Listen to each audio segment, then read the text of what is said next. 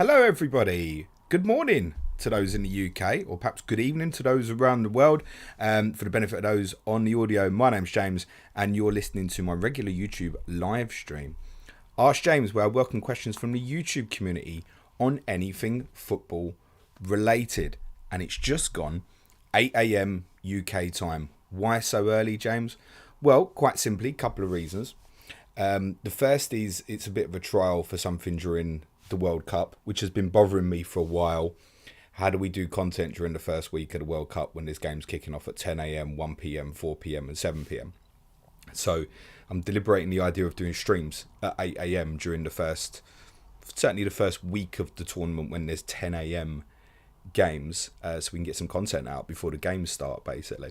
So this is a bit of a trial, plus it's a Friday deadline. I don't like doing streams twice on a Friday, but I'm going to do it anyway. Deadline stream will be at 5:30 p.m. UK time on YouTube. Nice to see a good crowd in, which really pleases me on YouTube. Says to me that, yeah, this is probably the solution to my World Cup dilemma. Let's get straight into the questions. Tanner says, morning, James.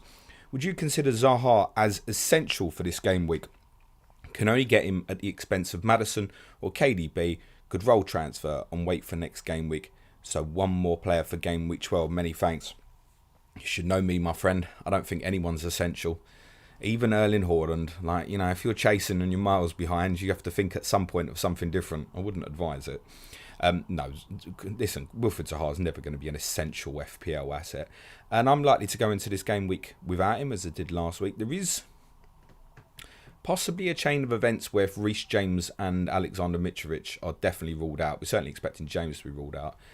There is a possible -8 on the table for me, which would involve buying Zaha. But that would be more it's possibly to fund Harry Kane, actually. No, essential? Nah, not at all, mate.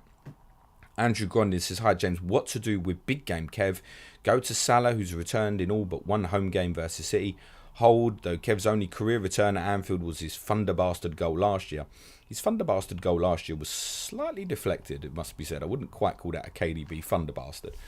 But he scored the last time, right?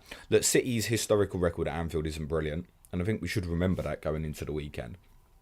That said, they've probably never been as heavy favourites as they'll be on Sunday. I saw some bookies quoting 3-1 on Liverpool to win, which when you consider that Liverpool haven't lost a home game in the Premier League in front of a crowd since 2017, that is staggering that you can get that price on Liverpool, and yet most people still wouldn't go anywhere near it.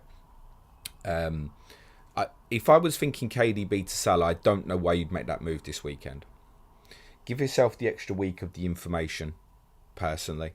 Obviously, if you want to make that move ahead of Liverpool's game with West Ham on Wednesday, then crack on. But I think if anyone's in a good position this week and they've got doubts about something, rolling the transfer definitely seems like the solution. Darren Malloy says, good morning, mate. Hope you're doing well. Very well, thank you, mate. This is early. And again, part of doing this was test, can I do it? Is my brain ready to function at 8 a.m?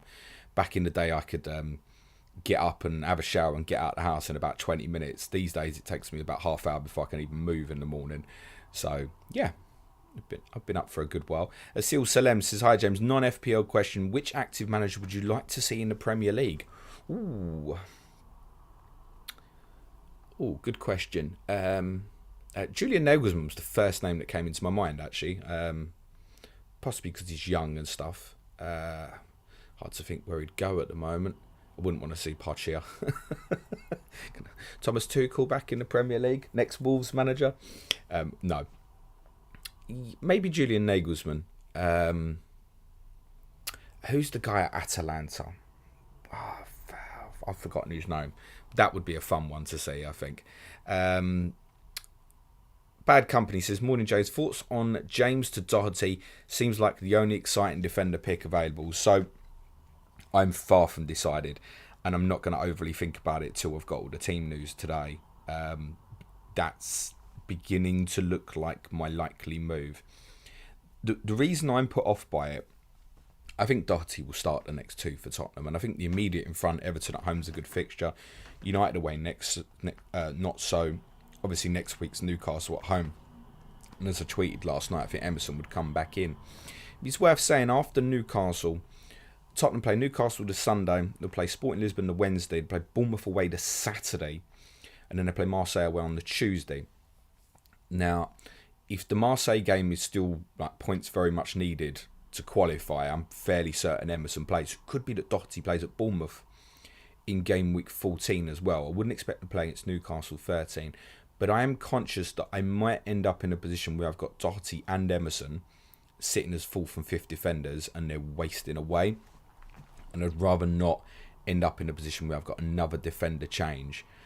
That said, the out is to, once we get to 13, I'd potentially look at, say, Emerson up to an Arsenal defender just to cover me off for the end, and 13, 14, for example. But then do I want to start the Arsenal defender at Chelsea in 15? That's debatable. Doherty's got Liverpool at home that week, almost certainly doesn't play. Emerson's got Palace at home, but he's probably not going to be in the team. Gay's West Ham away, so that's his most difficult fixture, I think, on paper of what he's got left. So I have to be conscious of this further down the line, that I may need to still move him on. I think if I didn't have Emerson, I would almost definitely be going James to Doherty, assuming Reece James is ruled out beyond game week 12. So I think, that's my most likely move. I think exactly that. You've nailed it on, in the sense that it's the most exciting pick. Obviously, what did he get? 18 points at home to Everton last year. That's obviously extremely unlikely to be repeated. But I think it's the one you look at on paper for this weekend and think, it could be there.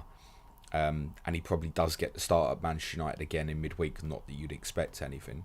So, it's the exciting one, which makes me want to do it. But I haven't decided for sure yet. And it's the Emerson problem is making the decision more difficult for me. William Frick says, morning, do you think it's going to be going a bit under the radar how poor United have been? I feel they've scraped most games while being very average. I think they're a work in progress. I think it's a little bit harsh, to be totally honest. I think at Everton last week, they should have had the game wrapped up far more comfortably. So the way they've recovered from the first two, they had 5 wins in 6, I think. It's been pretty good. Yeah, they're not demolishing anyone at the moment. I think they could have easily won by a couple at Everton last week.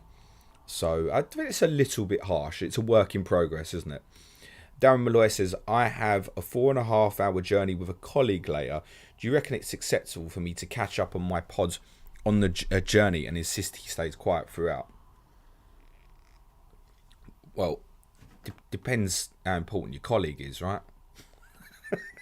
The simple answer to that. Does it matter if you piss him off?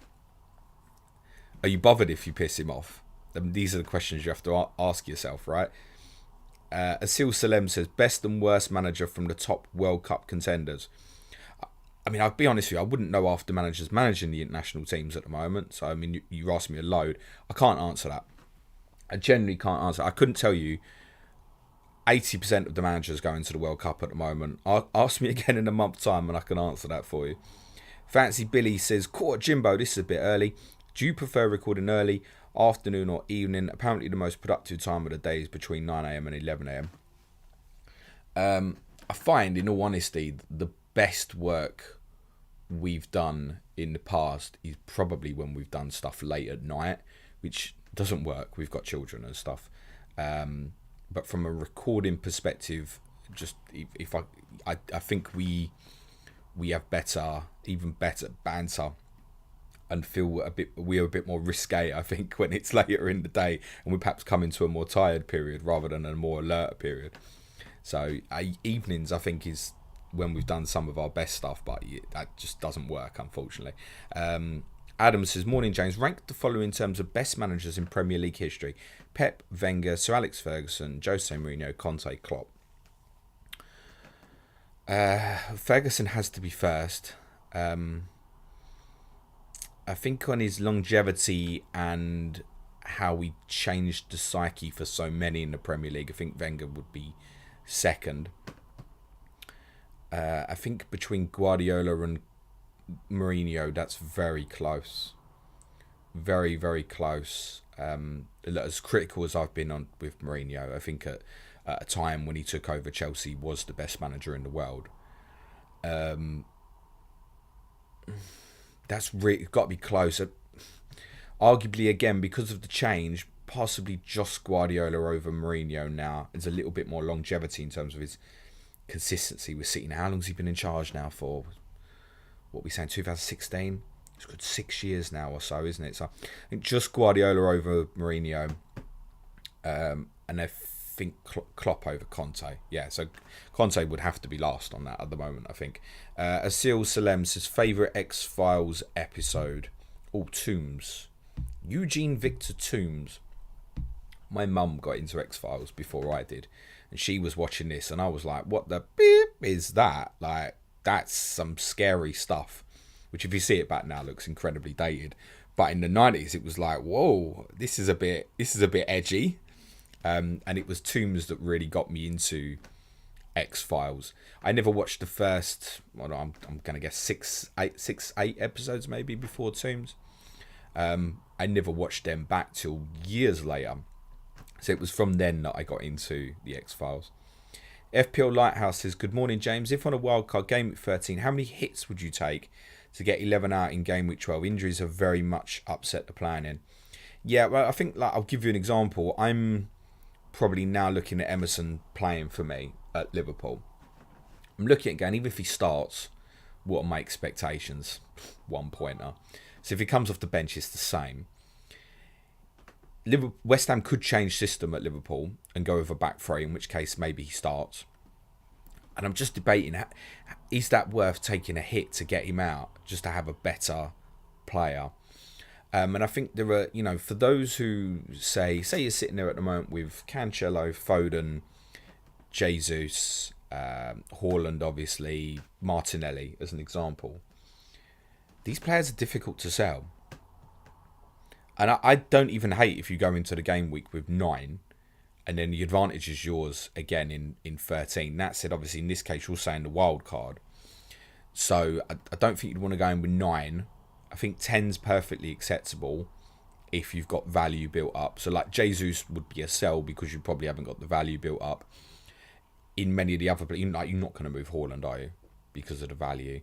I think Cancelo's a harder sell now. Foden would be a harder sell if you got on a little while ago. Even KDB's gone up a bit. Martinelli, you're not going to sell if you want him straight back. So I think the value is very dependent. It's worth saying as well, look, the fixtures are tough in midweek. It's not a brilliant set of fixtures, say with Manchester United and Tottenham playing each other. Even Liverpool's fixture against West Ham.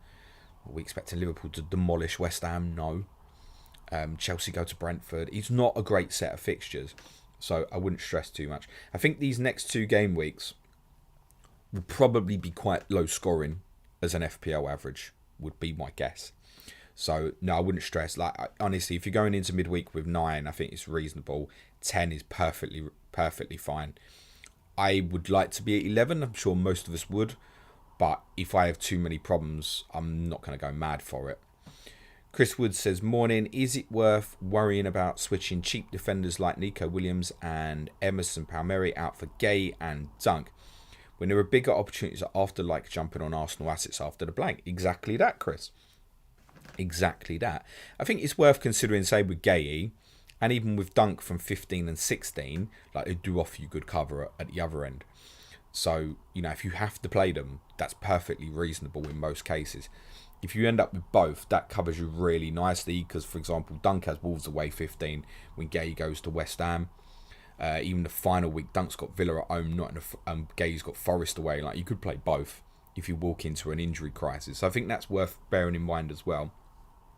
But yeah, you're absolutely right. Like I said on the previous question, the advantage will be for those who've got the serious Arsenal Man City coverage from game week 13, isn't it? So bear that in mind.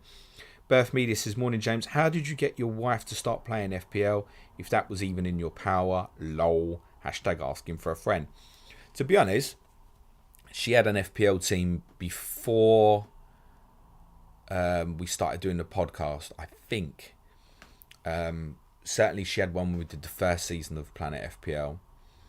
So, can I be honest with you? I can't remember a conversation about, you've got to have a team. Like, she wasn't on Twitter then or anything like that.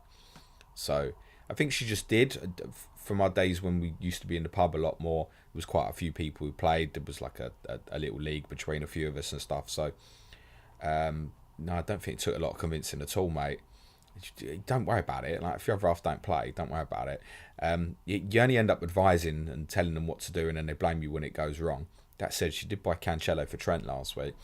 Adam says, have you ever had a full-on heated argument with Suj? If so, talk us through it. Lol. Nah, I don't even... Suj is not a person you can get confrontational with. He'll destroy you. I've never ever felt the need to want to be... I can't think for a minute where he's ever even done anything in my life that's pissed me off. You know, like some bosses can be like sarky or put you in a state. Like, literally, I can't think, even before we did the podcast, I can't think of anything where I ever thought, you fucker, or you're taking the piss there, or anything. Literally nothing ever. Generally, like I said as well in the past, when we decide to do something, we just do it. So, I mean, like this, doing a breakfast stream, it's just me, Such, this is what I'm doing. All right, mate, crack on. Get on with it. It's up to you. I kind of have 90% of control on the content now and what actually goes out and ideas and stuff like that. I don't even think he's ever said to me, no, I'm not doing that, or anything like that, or don't do that, or... So, no, I don't even think we've disagreed much, honestly. He's a perfect wife, really. Perlo's Pen says, hi, James, happy Friday. Can you talk about Doherty, interested in him as a James replacement? I think I have near the start, but just for those who perhaps joined the stream a little bit later, yeah, he's on radar. He could well be my transfer in this week. I think he starts against Everton. Well, I'm about 95% confident he starts against Everton. And I'd probably be about 75 to 80% confident he starts at Manchester United at the moment as well. Against Newcastle, wouldn't expect him to start. You've said as well, already done. No problem, my friend. Tim Crescent says, hello, mate. Nice to see you at a proper time of the day. I have one free transfer and was going to do Bernardo Silva to Trossard, pending Mitrovic and James news. Yeah, don't hate that. I mean, I think Trossard is even potentially a captainable option in game week 12. It's not miles from my faults. I don't think I would buy him over Zaha currently. I mean, that's partly because I definitely want to carry Zaha through, whereas I look at 12 and think, if Maddison gets put against Leeds and he misses Wolves away, and then I've got Trossard at Man City away, suddenly I've got two problems together, whereas obviously Zaha away to Evans, fine. So, I mean, I wouldn't buy Trossard over Zaha at the moment for that reason, unless I thought, I want to captain Trossard in midweek. But yeah, I think that's reasonable. Bernardo Silva's not the third Man City player that you want, I don't think. And I'd look at ideas of how you moving that to Phil Foden this time next week. Tim Crescent says, if only one is past fit, would you go ahead with that transfer and play Trippier from the bench, or scrap that and bring in a defender for James? I don't know if that's in relation to... Oh, sorry, that's the question in relation to the question you've just asked. I'd play Kieran Trippier anyway. I don't think Manchester United is like the fixture to be worried about. Like, would I expect a clean sheet for Newcastle? No. I did look historically, and you can see going across the bottom on screen the ticker of all the fixtures in their previous 5 meetings. And United and Newcastle, both teams have scored in all of their last 5 meetings. I think United have scored at least 3, actually, in their last 5 home games against Newcastle. I can see that being a high-scoring draw at the weekend. I'd just play Trips. There's too many different avenues for him to get returns, I think. So just play him. That would be my take. I mean, if you've got Trossard in, would I play Trossard over Trippier this week? Yeah, I think with that fixture tonight at Brentford, yeah, I'd be very tempted to. But I think in most cases, I'd play Trips this week. I'm certainly not stressed about playing him. Like, I'll play him. I'm not picking Gay over him, for example. I'll play Trips. RW Chris 1983 says, morning James, hope you're good. I own Trent, Cancelo, Anderson, Trippier and Nico Williams. I'm on a wildcard 13 strategy, so I'm thinking Trent for Doherty for 2 game weeks. Do you think there's a better defensive transfer? Not particularly. I think that's right, and use the money elsewhere.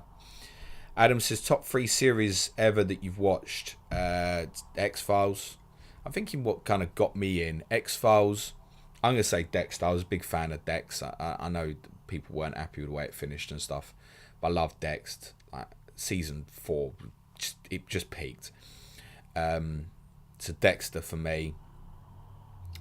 I don't think there's anything else that I still watch The Walking Dead. I enjoy it. But there's nothing else. People say, you ain't watched it, like Sopranos. No, I've never watched it, stuff like that. So I'm normally watching football, aren't I? Can I say Super Sunday or Match of the Day or something like that? I'm going to limit it to 2. I'm trying to think from my youth or something I was really into. I mean, Monday Night Raw counts as a series, doesn't it? Back in the day. Chris Woods says, for those of us who haven't had the chance to listen to it, please can you summarise your Tottenham rant in one sentence? Good question. No, I don't think I can sum it up in one sentence. I will sum it up by saying it was a great win for Tottenham at Brighton last Saturday. I had every right to celebrate it. Brighton are being massively underestimated for how good of a team they potentially are. And when you go away from home and you do the job against a good team, you go home happy.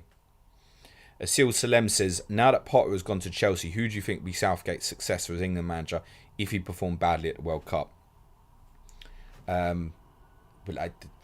They should be asking Thomas Tuchel. Genuine opinion. There were some reports in the last couple of days that he'd be open to the idea of doing it as well. So, look, I think irrespective of nationality, if there's an elite manager, and I think he is elite, manager available, you should very much consider that. He is very, very clever tactically. He outmaneuvered Antonio Conte, to be honest with you, in all of the meetings they've had since Conte took over at Tottenham. And that's 4 games, and Tuchel outmaneuvered him in all of them.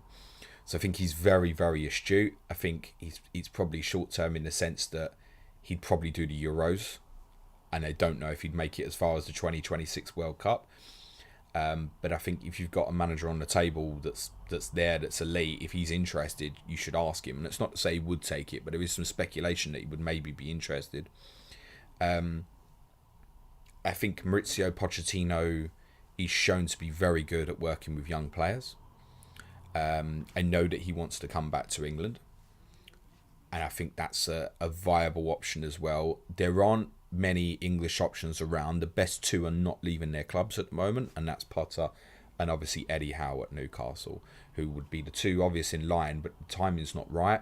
And it might literally be that you go, okay, can you give it to like a Tuchel till the Euros, and maybe by the time 18 months down the line, maybe Eddie Howe or Potter's available, and then Tuchel can go back into club management, whatever. Lin Tian Bao says, hey James, hello from Singapore. Finally a suitable time for me to tune into the stream. Do you think it's too risky playing Emerson in game week 12 and hoping that he starts since it's a midweek? I think, look, exactly what I said earlier. Whether he starts or not, my expectation on that would probably be like 1-pointer. So I think about it. If I'm going to take a hit to get someone in for him in midweek specifically, I've got to get the clean sheet for me. So where I'd have been looking at it now and going, yeah, he might be part of a hit to get rid of now to say bring a Doherty or a Duncan for the 2 games, and then beyond go, yeah, it's worth it. But if it's just solely just to cover up game week 12, I don't think it's worth it. Just play him. Phil Stewart says, morning James, how would you rank these 3 between now and game week 16? Zaha, Trossard, Bowen. I think, honestly, because of the 3 home fixtures that West Ham have got, Bournemouth, Crystal Palace, Leicester, I think Bowen might outscore Zaha over that period. Trossard, I think, would rank 3rd there. Tim Cressa says, he's claimed that Tuchel said he would take the England job. There you go, if offered. What type of manager would be the perfect fit for an international job? Man manager, tactical genius, knockout specialist. I mean, I think many of you will know I'm not Mourinho's biggest fan, but I think like he would be so well suited to tournament football. I couldn't bear the idea of him being England manager and having to watch it, but there's no doubt in my mind that someone like Mourinho would give England a better chance of winning the tournament, whether I like it or not. I can't argue that. You know, I think at some stage that will be his calling, and I imagine when he does a major international tournament, he will do very well in a major international tournament. So I think, look, you have to get things right defensively. When we look at it historically over the last 20 years or something, back to probably sort of probably Brazil 2002, the best attacking teams generally don't normally win tournaments. I think France 2018 became that. Wasn't expected to be that, I think, when the tournament started, but became that during the tournament. You have to defend properly in the first instance in major international tournament. And I think that's going to be even more important in this tournament because the turnarounds are going to be quick. So everybody in the group stage is playing every 4 days. Then there's a bit of a break where so like England could have like a 6-7 day break between the group stage and the last 16. I think that's right. No, between the last 16 and the quarterfinal, I think is where the real break is. You get like a 6-7 day break. But otherwise, it's quick turnarounds. Quarterfinal, semi-final, final is going to be every 4 days. So I think with that in mind, the team that defends best in the tournament will probably win it, would be my take. So I think it's important tactically. Tim Crescent says, love the Wolves takeover pod. Thoughts on doing this for all the teams? I really enjoyed doing it as well, Tim. I think it was something we did on Patreon yesterday with Bradley Parker and two of our Wolves patrons, Atul and Phil. And I thought it came out really, really well, actually. To kind of have it was like a fan conversation. Normally I'd have with Bradley, but with two other Wolves fans there as well. I thought that was really nice. Yes, I think it's something that I could do again further down the line. I don't think there's scope for it to be a weekly thing. You have to consider to get 4 people in the right place at the right time can be a challenge in itself. It just worked out really well with the timing this week for what worked. And also because it didn't have a manager, we had to be in a position where we recorded it and spun it quite quickly in case something changed, which we were able to do yesterday. So I think timing's got to be right and stuff. But yes, it's something we can consider doing again, yeah. Stephen Hutchison says, morning James, love the 8 a.m. idea. I found myself with the most ridiculous benching problem this week. Someone from Aubameyang, Mitrovic, Bowen, Maddison, Trossard, Foden and Martinelli has to miss out. Well, if Mitrovic is not fit, then there's your solution and leave it.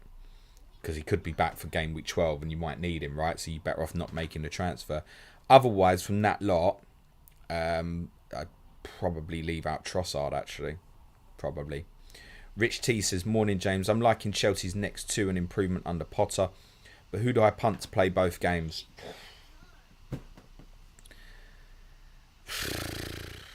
I think I saw FPL Harry, I think, said it best last night on Twitter when he tweeted that basically it was probably worth avoiding at the moment. It just is not clear. You look at Thiago Silva and think it's definitely first choice, but because of the close proximity of games, what does that mean? Remember, they play Brentford Wednesday, Manchester United Saturday, then have Champions League next Tuesday. Like, somewhere there he's missing out, isn't he? And it could well be Brentford away. And that applies to a lot of the players. A lot of the players that when you need it most, it might not be available. So, honestly, I think as well, the last 4 fixtures they've got is tough. United, Brentford, Arsenal, Newcastle before the World Cup. I think it's a void. I think it's look elsewhere for me. I just don't think it's clear. Honestly, the most nailed on one right now is probably Koulibaly. And that's not very exciting, is it? Ilan Melchior says, good morning, James.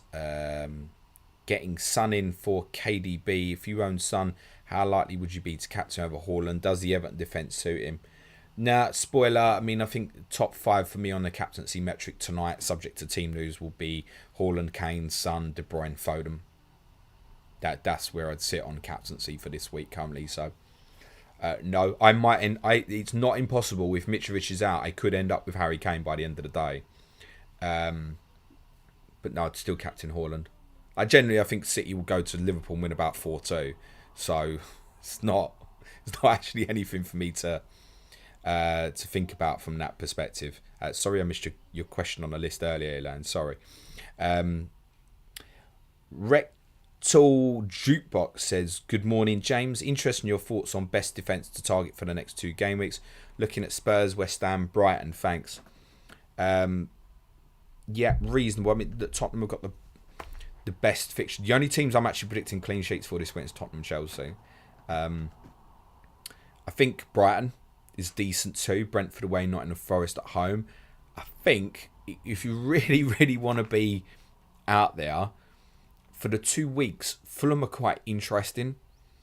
Bournemouth at home and Villa at home are good fixtures potentially for defensive returns. Do you really want to do that though? Adarabioyo would be the one, I think, if you're going to go there. I did have a look. He's 4 point. I think he's still 4.5. Anthony Robinson, Sush said, played great at West Ham. He's 4.4. And Kazal was not available at the moment. I'd just be a bit conscious that they could bring Diop in and move Tim Ream back into left back if they wanted to, which they did at Nottingham Forest a few game weeks ago. So I think Adarabioyo would be your safest play. Palace is still okay. Leicester away, Wolves at home. Look, it's not a great set of choices, is it? It's really, really not. I think just go with something that you like and crack on. Baz Bestos says, morning James, Christ, you're up early. Well, since you've made the effort, it would be trifle rude of me not to ask whether you would play Wilson away at United or Pereira at home to Bournemouth. Nah, I'd play Callum Wilson, mate. Any game, any time, probably on the pens. I assume he's on the pens. I can see that being like a 2-2. So, yeah. I think Pereira's absolutely fine to play this week, but I would not pick him over Callum Wilson. You know, Newcastle could lose 3-1 and Wilson might score, right? Whereas if Fulham lost 3-1, I'd fancy Pereira to be the returnee. Not quite so much. Daniel, an interesting one, just an aspect on that is, and I wouldn't know the answer. I generally wouldn't know. But I wonder if Mitrovic didn't play, if Pereira would maybe be the penalty taker. Possibly. Might be something to bear in mind. Daniel Williamson says, hi James, Sky questions, is Raya to start a decent move after tonight? Would you move Morgan Gibbs-White to Foden on Sunday or to Maddison on Thursday? Sorry for the lack of team context.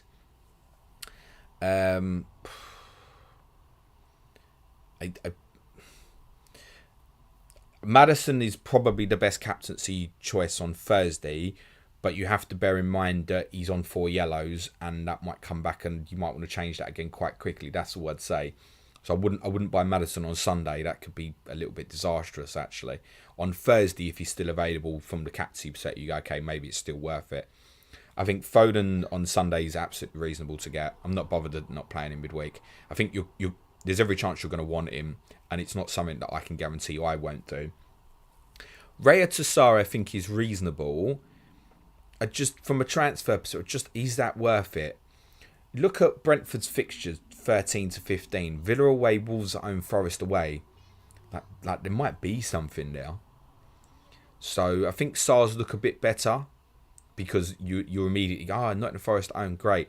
I don't quite think that's worth the transfer. I'd probably just hold it out with Raya, would be my take. Gareth James says, morning James, happy Friday. Based on what you've seen, what do you think Doherty's chances of starting for you guys are this week and keeping his place moving forwards? Good luck this week. I have covered Gareth a couple of times right at the start of the stream and around about minute 15 as well, but thanks for your question, mate. My Brentford correspondent, Tom Med is in. Says, morning James. Now we are around quarter of the way through the season. Who do you think the bottom 3 will be and who get top 4? Well, top 3, Brentford being one, of course. What, of the bottom 3, mate? Look, Bournemouth are doing well, but I think it's still right to think that they'll be right down there. Forest, obviously, look bang in trouble. The third one is a tough call. I'd lean into Southampton at the moment. I think their next period is pretty important for them. They do have good fixtures after the World Cup. I think Southampton's probably the third at the moment. Top 4, City, Arsenal. I do fancy my team to be in there. But it would look to me at the moment that it will probably come around to 2 out of 3 from Liverpool, Tottenham and Chelsea. And that'll probably be quite close. I wouldn't rule out Manchester United or Newcastle. Newcastle's underlying attacking numbers at the moment suggesting they are performing like a top 4 team. But I think the two of them probably one more year in terms of Ten Hag integration and the development of Newcastle and what they're trying to be. I can't see Arsenal not being top 4 at the moment. City obviously will be. And what was the other one? That's it. Cheers, Tom. David Dobson says, morning, James. Do you think it could work if managers had to be transferred like players who could only move during the windows to help reduce sackings and managers being taken by bigger clubs? I think the problem is when you've had the fallout where players stop playing for the manager, I mean, then what? Maybe they wouldn't stop playing for the manager if they knew he had to stay for another 3 months. But no, I mean, on transfers, I would like January transfer window abolished. I would like the summer transfer window to just be July. 1st July, 31st July, bang, 1 month for me is enough. And then that's it. That's how I'd like it to be. Ben Edinson says, morning, mate, bright and early. Hollis Stamos wants to say good morning to everyone. Lamichi says, hi, James. Have 2 free transfers, wanted to roll, but with James and Mitrovic flagged, should I move them out and to who? If the advice is to hold both, should I move KDB to Zaha a week early just to not burn the free transfer? Yeah, I don't mind that.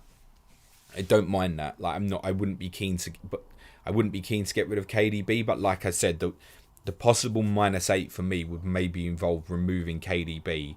Zaha would be the one that comes in, Kane up front, Doherty at the back, subject to what the team loses. But the right answer, Lamichi, is I can't give you the proper advice because it's whatever Potter and Silva say today, right? So if Silva says Mitrovic is doubtful for this weekend still, then what you doing? Probably holding, aren't you? If Potter says Reece James might be back in midweek, probably holding, aren't you? So I don't really think I can advise. It's whatever they say is what will define the decision, isn't it? Notorious Nerd says, morning all. Best Brighton defender for the next 2. I would pay for Dunk. Yeah, it's safe as. I think Webster, you should be absolutely fine. Veltman, you're probably fine. I think Estupinan, there's a little caution there. Part because of system and also partly because of Mitoma. Looks a sensational talent and can play the position. Haley Bet, do you think Perisic will start this weekend? Yes. Yeah, confidence in that would be about 65-70%, which is probably not enough for what you want to hear. But my thinking at the moment would be, as I tweeted last night, most likely Perisic and Doherty against Everton, Sessegnon and Doherty against Manchester United, Sessegnon and Emerson against Newcastle. That's what I think is most likely. That is a guess. That's me working on what I know and a bit of logic. There's no intel on that. That's my prediction. Okay, Reza, my Chelsea correspondent, says, morning, mate. Does teams' unequal amounts of rest due to TV bother you, or do you just accept part of the modern game? Like, I hate, for example, Gary, I'll give you a good example. I hate when teams play on a Sunday and they're playing on Wednesday in the Champions League. I find that so unnecessary. So unnecessary. For teams playing in the Champions League on a Tuesday 1 week and a Wednesday the next, you should always play on a Saturday.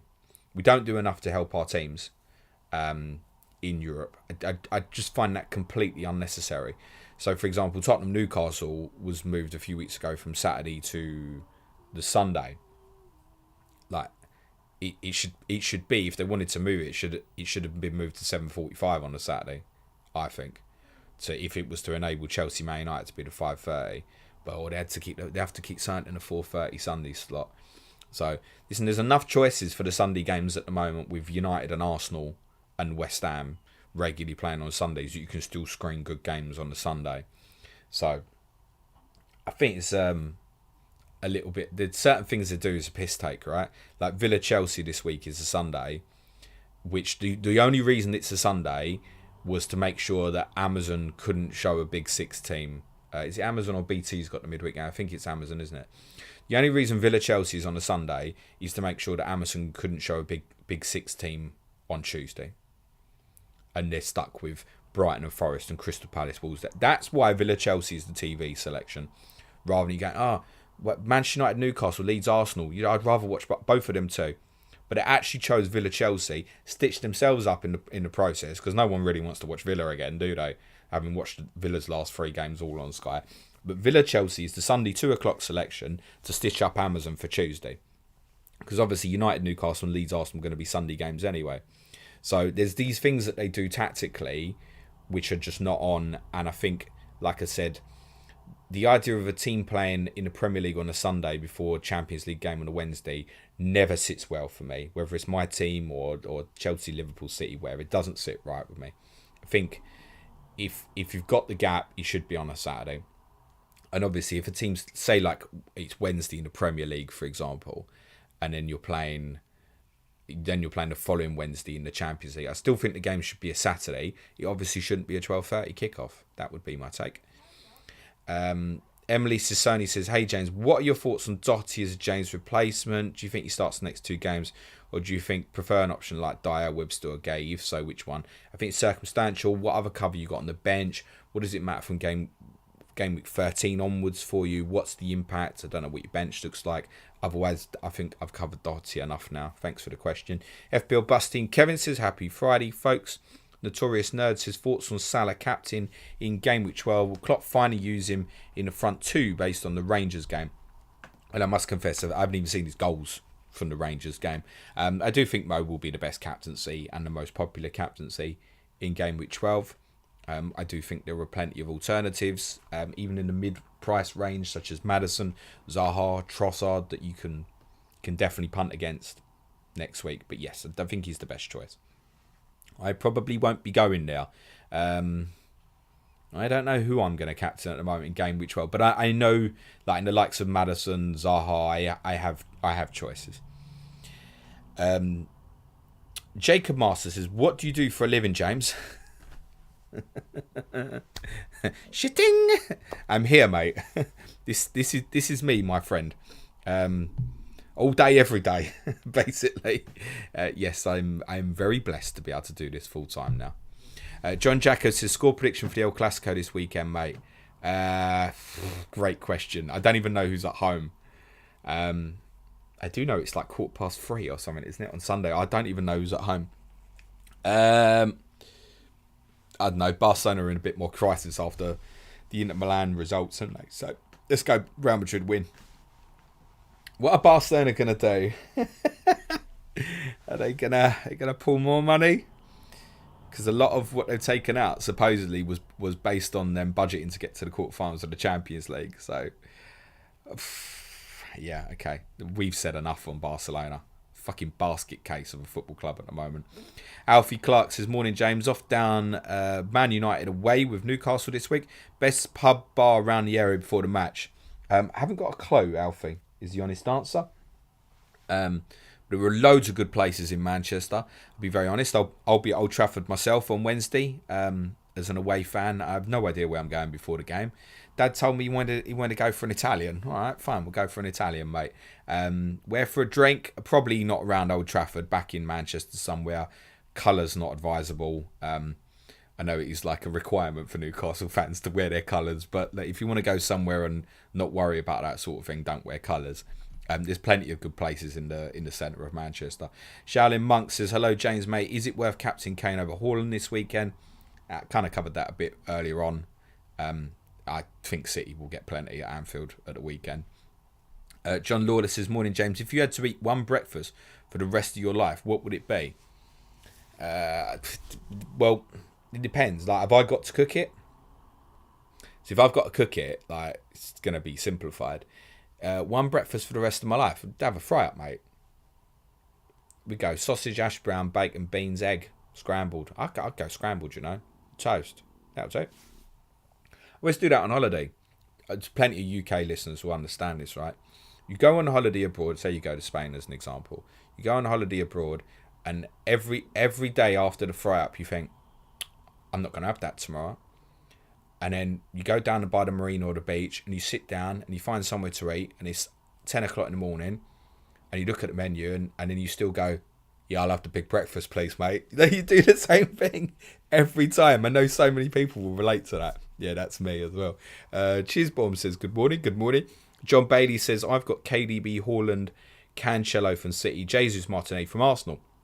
2 frees this week. What moves would you go for in preparation for 12? You've got 2 frees this week. One transfer would be the advice. I'd keep all the City Arsenal players. I'd keep them all this weekend. I think the obvious one, if you want to hop off and hop out, is Jesus. You certainly won't have value in. The other players, I can't answer the question for you so much. I think if it was me in that position, generally what I'd be looking at is probably selling Jesus and KDB in 12. And potentially going back to Jesus and Foden in 13. For -4. Yeah, fine. That would be my take at the moment. Shani Russell says, Big James, this is an early one. We to bed this morning, pal.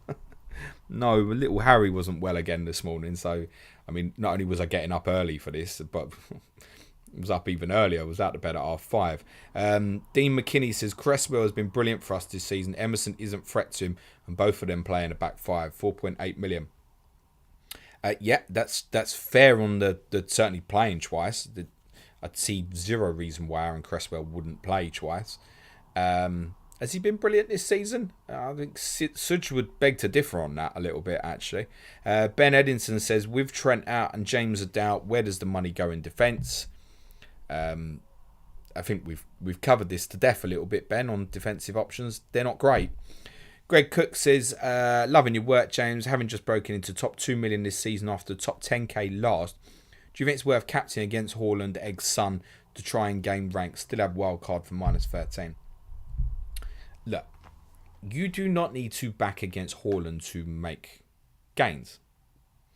So, perfect example.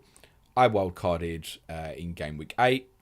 I was 1.8 million.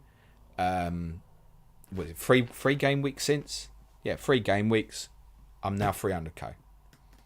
I haven't backed against Haaland, captain Haaland, but people who have been relative differentials coming in like Jared Bowen and doing all right for me and stuff. So you do not need to back against Haaland to make ground and rank. Obviously, if Haaland blanked and you get a big captaincy haul off of the Sun, then you're going to do it a lot quicker. But I don't think you need to. My honest opinion is that where we're at the moment is, yes, even Liverpool away, Haaland is the best captaincy this game week. If you have the cojones to go with it, like Sonny and Kate, Sonny was great Wednesday. It was his best performance of the season. They even take the goals out. He looked back on it much, much better. His movement off the ball looked back to kind of razor sharp. Off the ball, there were so many times it could have been played in behind. So looked really back on it. Now, getting in behind Everton will be quite challenging. I do think there's a possibility as well. One of the reasons I also don't like captain Son or Kane this week is I do think it's possible that Everton might change to a back five. That will certainly, for Son, make life more difficult. I'm fairly certain. Back 4 versus Coleman. Yeah, fancy him, of course. Rob Picks this morning, mate. 2 free transfers. Perisic, James, Nico Williams and Mitrovic as concerns in the squad. With nothing conclusive today, would you prioritise downgrading James or slightly upgrading Nico? On Nico Williams, I think I'd hold at the moment. I think if Aurier starts at Wolves, Nico Williams starts at Brighton. Now, do you even care? Either way, I don't know. It's up to you. But don't think Aurier plays both them games. So I'd be conscious of that. If James is the one that's out, then yeah, it's the one to move. Perisic, I think, starts this weekend. I think that's a move on Wednesday. I think that, or rather, obviously before Tuesday's deadline, Rob. I think that's the priority one to move in midweek. If Perisic starts tomorrow, is move Perisic. By the way, it's not impossible that Sessegnon starts tomorrow and starts at Manchester United, for example. It's not impossible. I just think he's really struggled in the real... He was really struggling in the last 10-15 minutes against Frankfurt, Ryan Sessegnon.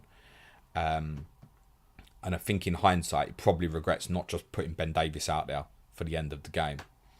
So I think Perisic will play tomorrow. But I think that's...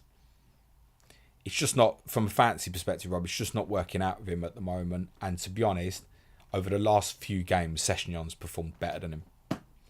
Eric Onstand says, Doherty a good punt this game week in isolation. I have mentioned it, Eric, which you've acknowledged. And the answer is yes. Sim Dehir says, morning, James. Hope you're well, buddy. VL says, good morning, James. Hold on to Perisic. Just covered this weekend, in my opinion, yes. Dean McKinney says, I'm considering taking out Andreas for a Trossard and downgrading my defence. 5 in the midfield seems the best shout at the moment.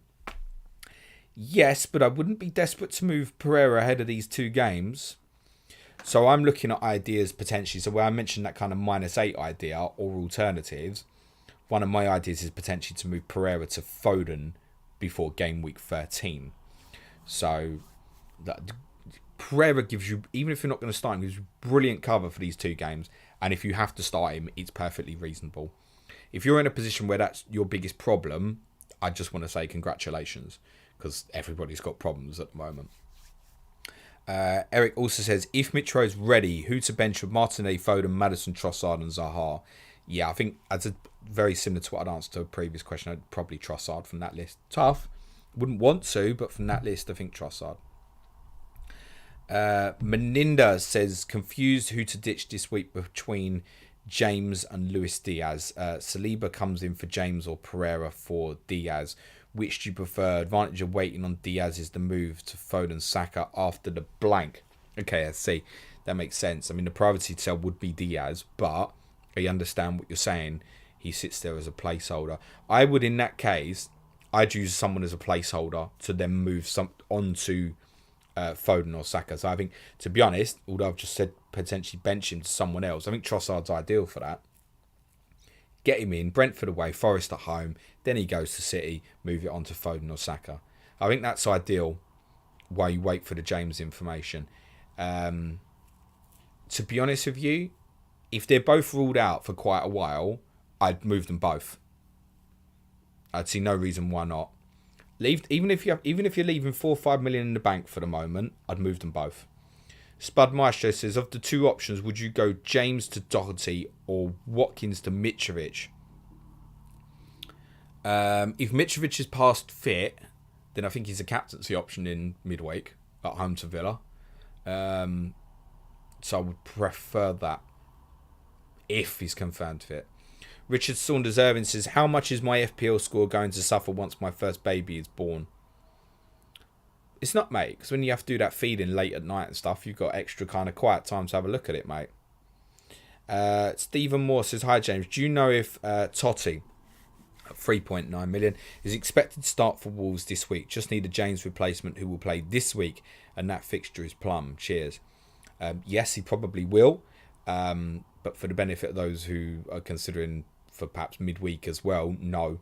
Collins is back from suspension in midweek, so look, Totti Gomez started at Chelsea. I'd see no reason why he wouldn't start tomorrow, but there's no guarantee. Yes, I would expect him to start. Ibrahim Ahmed says, from listeners' perspective, late at night works for many. Of course. But as I've learnt this morning, and judging by the number of people that are actually in this stream, which is a lot more than I thought there would be, there were people... Everyone's different. It's like... people can say, the best time to release a podcast is 5 o'clock at the UK. Yeah, but there's a global worldwide clock, so it's a global worldwide cock as well.